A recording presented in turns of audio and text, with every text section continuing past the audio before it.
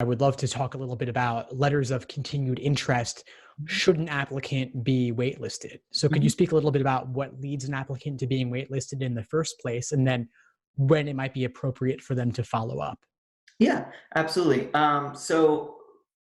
Wait list, again, every school is going to vary with how big the wait list is. And you can certainly email, call, and inquire about wait lists at each individual school. Some schools will rank their preference or rank students on the wait list. And so you'll get a number. Others, schools will just kind of review everybody and there's no priority or anything like that necessarily. But wait list is usually when the school just doesn't have enough spots at that time to be able to offer you a place in the incoming class. With letters of continued interest and with waitlists in general, I always think it's great to follow up.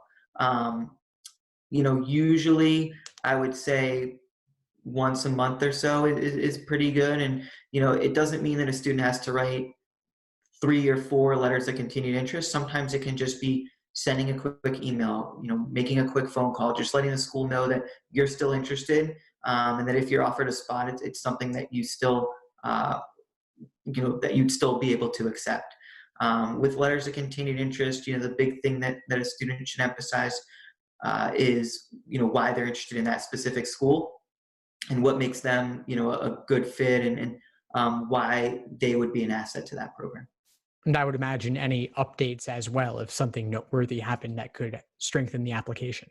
Exactly. Any updated, LSAT scores, any updated transcripts, a new letter of recommendation, all that stuff can be beneficial. The caveat to that, I would say, is, if a student applied and had a certain GPA and then the last year in college that GPA went down, maybe you don't want to send new grades that aren't necessarily as positive as the previous ones. Thanks for tuning into the show. Please subscribe if you haven't done so already to be notified of new episodes as I release them. And feel free to reach out if you need anything at all as you move forward with your prep.